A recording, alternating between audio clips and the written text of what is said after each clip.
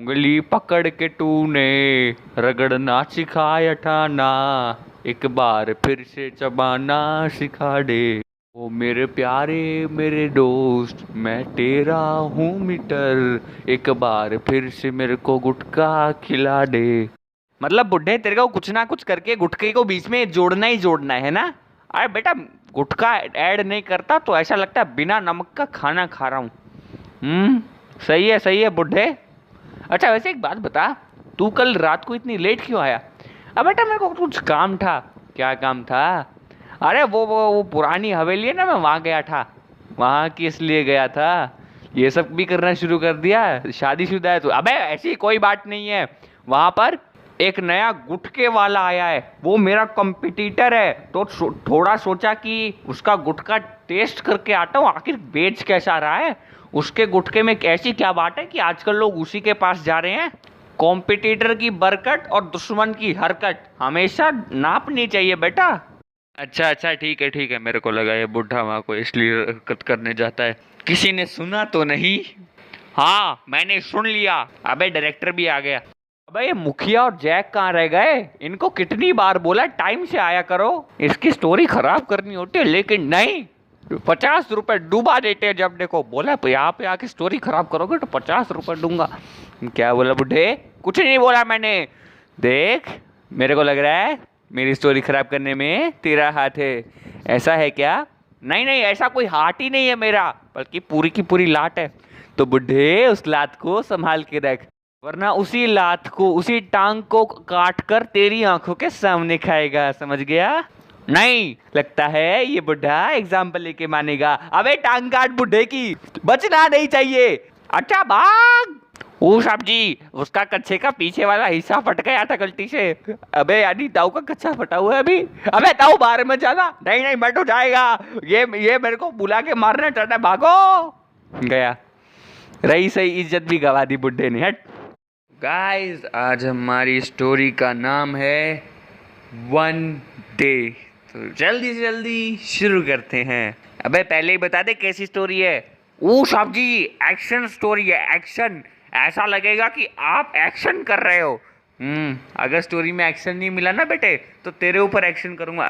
क्या मतलब? तेरे ऊपर एक्शन लूंगा, तेरे को नौकरी से निकाल दूंगा, ये बोलना चाहता हूँ। अच्छा ठीक है। तो गाइस हम लोग देखते हैं कि एक बहुत ही पावरफुल स्पेसशिप अभी अर्थ की तरफ आ रही है। उसके अंदर काफ़ी सारे एलियंस बैठे हुए हैं और वो बोलते हैं कि पृथ्वी को तो हम आधे दिन में ही ख़त्म कर सकते हैं, तो हम अपना मेन हथियार बचा कर ही रखते हैं, क्यों फालतू में यूज़ किया। एक काम करते हैं, गारा को भेजते हैं, आधी पृथ्वी को एक झटके में ख़त्म करके वापस आ जाएगा। तो बाकी एलियंस डिस्कस कर रहे होते हैं कि आखिर गारा को हम लैंड कहाँ पर कराएं कि जहाँ से वो डिस्ट्रक्शन चालू कर सके। हम लोग देखते हैं कि वो बोलते हैं चलो इस पहाड़ी पर गारा को लैंड करा दो। यहाँ पर मतलब कि सब जगह पेड़ ही पेड़, कम इंसान होंगे तो हमारा प्लान फेल होने के कम आसार हैं। तो गारा को वो लोग उस पहाड़ी के पीछे भेज देते हैं। और किस्मत भी इतनी बड़ी बेकार चीज़ है, उसी दिन वहाँ पर बाकी सभी परमैन्स पिकनिक मनाने आए होते हैं। तभी परमैन की नज़र इधर उधर जाती है और बोलता है कि तुम लोगों को कुछ अजीब महसूस नहीं हो रहा? मतलब ये इतनी बड़ी जगह और यहाँ पर बस हम लोग ही हैं। तभी पाको बोलते हैं कि परमैन तुम ऐसे ही सोच रहे हो, आराम से अपनी पिकनिक एंजॉय करो ना। तभी परमैन भी सोचता है शायद मैं ओवर थिंकिंग करता हूँ। काफ़ी देर बाद हम लोग देखते हैं कि सभी परमैन्स की आँख लग जाती है, लेकिन फिर एक बहुत बड़े धमाके के साथ उन सभी की आंखें खुलती हैं। वो देखते हैं कि पहाड़ी के पीछे कुछ क्रैश हुआ है। तो वो वहाँ पर जाकर देखते हैं तो वो एक खाली स्पेसशिप थी, या उस कह सकते हो कि उस स्पेसशिप से कोई जा चुका था। तभी परमैन बोलते हैं कि इस स्पेसशिप के अंदर से कौन जा चुका है? ये कहीं कोई एलियन तो नहीं पाको? तभी पाको बोलती हो सकता है, हमें अलर्ट रहना चाहिए। तो उसके बाद हम लोग देखते हैं कि आज मिक्सू अपना बर्डमैन सेट लाना नहीं भूलता है। तो आज वो परमैन सेट नहीं बल्कि बर्डमैन सेट पहनता है और बोलता है कि आज मैं पूरी तरीके से रेडी हूँ, आज चाहे कुछ भी हो जाए, आज मैं झुकेगा नहीं। बाकी और दिन झुक जाता है। अबे क्या बोल रहा है बुड्ढे? अरे बेवकूफ आदमी, मेरे को बता नहीं सकता था मेरा कच्चा पीछे से फटा हुआ है? ये चंपा ने देख लिया, मेरे पे इतना हंस रही थी वो, मैं बाहर नहीं जाऊंगा कल से। अरे ये बाहर गुटखा किसका गिर गया? अरे मेरा मेरा। बुढ़ा के गुटके में बिक गया। दूसरे कमरे में चलो रिकॉर्डिंग करने के लिए। तभी मिक्सू अपना फुल अटेंशन वहीं पर रखता है। तभी मिक्सू के रेडार में एक मिसाइल होती है जो कि उन्हीं की तरफ आती है। तभी हम लोग देखते हैं कि मिक्सू फुल स्पीड से ऊपर जाता है और एक हाथ की मदद से उस मिसाइल को रोक लेता है और बोलता है कि हाँ, ये मिसाइल क्या बिगाड़ सकती है मेरा। तो मिक्सू उसे अपने हाथ में ही ब्लास्ट कर देता है, जिसे देखने के बाद ऑफ कोर्स वो एलियन काफ़ी ज़्यादा हैरान हो जाता है। वो बोलता है आखिर इंसान इतने ज़्यादा पावरफुल बने कब। तो उसके बाद हम लोग देखते हैं कि मिक्सू जैसे ही नीचे उतरता है ना, बर्डमैन सेट से एक आवाज़ आती है, आपका बर्डमैन सेट अपडेट नहीं है, कृपया करके इसे अपडेट कीजिए। तो उसके बाद जैसे ही मिक्सू अपडेट के बटन पर दबाता है ना, उसका पूरा बर्डमैन सेट क्लोज हो जाता है। तभी मिक्सू बोलता है ये क्या हुआ। तभी बर्डमैन सेट के अंदर से आवाज़ आती है, अपडेट होने में 1 घंटा लगेगा। तभी मिक्सू बोलता है इतनी देर में तो हम सब खत्म हो जाएंगे। तभी पाको बोलती है आखिर ऐसा हुआ क्या है परमैन, आखिर तुम इतने डरे हुए क्यों। तभी परमैन उन्हें सारी बात बताता है कि जब मैं ऊपर गया तब मैंने काफ़ी सारे स्पेसशिप्स देखे, उनमें से एक ने मेरी तरफ मिसाइल फेंकी थी जो मैंने डिस्ट्रॉय तो कर दी, लेकिन इतने सारे एलियंस ने हमें घेर लिया यहाँ पर, अब हम क्या करेंगे। तो उसके बाद मिक्सू परमैन सेट पहन लेता है और बोलता है कि बी अलर्ट, हम चारों तरफ से एलियन से घिर चुके हैं, ये पता नहीं कौन है और कहाँ से आए हैं। तभी उनमें से एक स्पेसशिप वहाँ पर लैंड करती है और उसके अंदर से 2 पावरफुल एलियंस निकलते हैं, जिनके हाथ में एक लोहे की बहुत ही नुकीली रॉड होती है जो कि काफ़ी फ्लेक्सिबल होती है और 2 लोगों ने उसे पकड़ा हुआ होता है। तो उसके बाद हम लोग देखते हैं कि पाको बोलती है अगर किसी ने आगे बढ़ने की कोशिश की तो शायद ही हम सबको मार देंगे।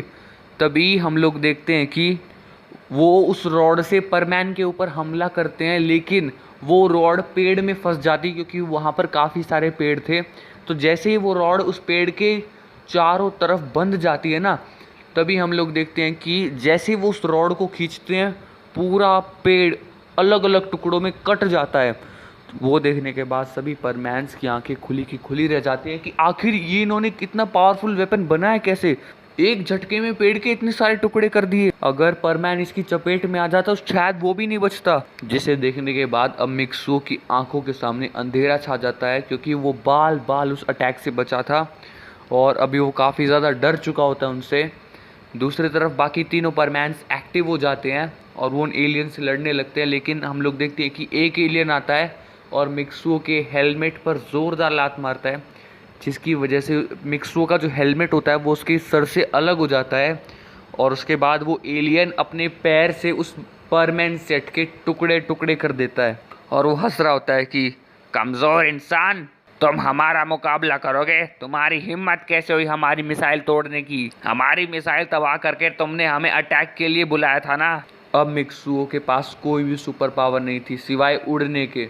तो अभी वो एलियन उसकी तरफ उड़ रहा होता है, तभी मिक्सू पीठ दिखाकर उड़ रहा होता है। तभी मिक्सू सोचता है मैं एक परमैन हूँ, अगर मैं ही यहाँ से पीठ दिखाकर भाग जाऊँगा तो बाकी लोग कैसे जिएंगे। तो उसके बाद मिक्सू हिम्मत करके वापस मुड़ता और बोलता है कि मैं तुमसे नहीं डरता, आ जाओ। अरे आ जाओ रे आ जाओ, फ्री में गुटखा मिलेगा सबको, लेकिन लाइन बना के आने का, लाइन बना के नहीं आओगे तो नहीं मिलेगा, नहीं। अरे बुढ़े क्या करता रहता है, कम से कम कुछ काम धंधा तो कर लिया कर। अरे बेटा मैं काम धंधा ही करता हूँ। क्या काम धंधा करता है? अरे गुटके से अलग पूछ रहा हूँ। अरे गुटके से अलग तो मैं मोटिवेशन का काम करता हूँ। अच्छा कुछ मोटिवेशन शायरी दे, मिक्सू को मोटिवेशन की ज़रूरत है। अरे मेरा भाई जिंदगी में पैसा कमा मेरे भाई, अगर जिंदगी में पैसा नहीं कमाएगा तो सड़क छाप गुटके वाले का गुटखा कैसे खाएगा, है मेरे भाई। लॉजिक है? नहीं है। उसका गला घोट दिया? हाँ घोट दिया। मतलब लॉजिक ने हाँ आत्महत्या कर ली? बिल्कुल कर ली। हाँ ऐसी शायरी सुनने के बाद कोई कैसे जी सकता है। बस ये बुढ़ा ही इतना ज़्यादा बेशरम है, क्या करे। क्या बोल रहा है तू? कुछ नहीं, स्टोरी पे कंटिन्यू करते हैं। उसके बाद हम लोग देखते हैं कि बाकी तीनों परमैन्स लड़ रहे थे और अब मिक्सू का परमैन सेट टूट चुका है और बर्डमैन सेट भी मतलब ऑन नहीं हो रहा है, उसके अंदर अपडेट आ गया था। तो अब मिक्सू सोचता है कि अब मुझे कुछ ना कुछ तो करना ही होगा। तो उसके बाद मिक्सू जितना बड़ा पत्थर उठा सकता था वो उठा के लेके आता है और ज़ोरदार तरीके से एक एलियन के ऊपर फेंक कर मारता है, लेकिन वो एलियन वहाँ से हट जाता है और वहाँ पर आ जाता है पायान, और पायान के सर पर वो इतना बड़ा पत्थर काफ़ी ज़ोर से आकर लगता है, जिसकी वजह से पायान नीचे गिर जाता है। तभी परमैन नीचे आके बोलता है सॉरी पायान सॉरी, लेकिन हम लोग देखते हैं कि पायान के सर से खून नहीं रुक रहा होता है। तभी परमैन बोलता है अब हम क्या करेंगे। तभी पाको बोलते हैं हमें भागना होगा।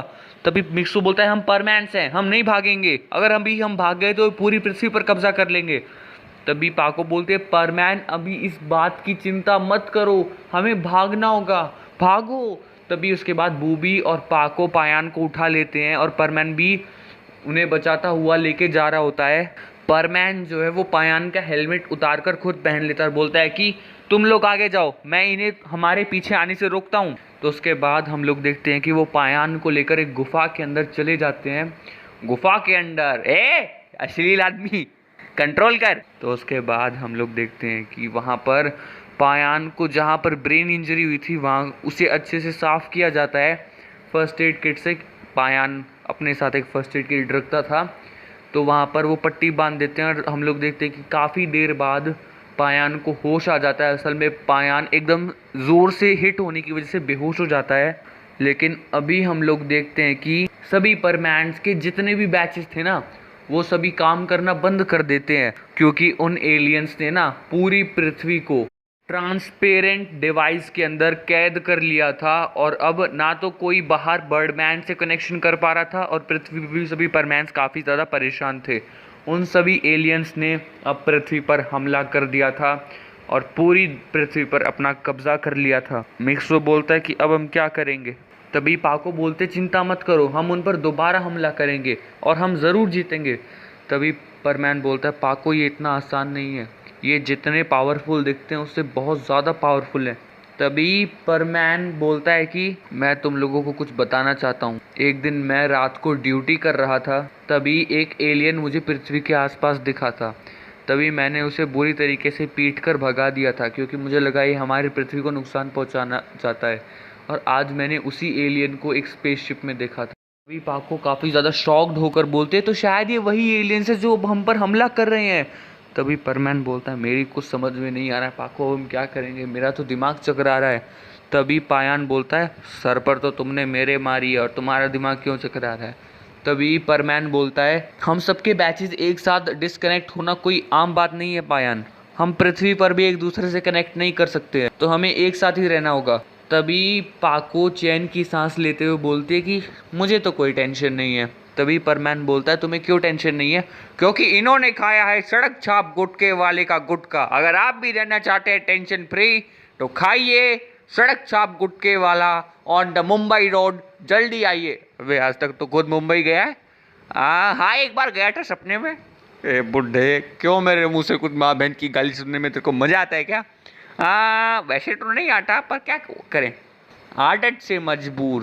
तो उसके बाद परमैन बोलता है तुम इतनी टेंशन फ्री कैसे हो सकती हो पाको। तभी हम लोग देखते हैं कि पाको बोलती है हमारे पास बर्डमैन सेट है और उस बर्डमैन सेट ने एक झटके में उस मिसाइल को तबाह कर दिया था, तो मुझे कोई डरने की बात नहीं, हमारे पास बर्डमैन सेट है, हम जब दूसरी बार उन पर हमला करेंगे वो बचेंगे नहीं। तभी परमैन अपनी जेब में हाथ डालता है और हम लोग देखते हैं कि बहुत बड़ा ब्लंडर हो जाता है।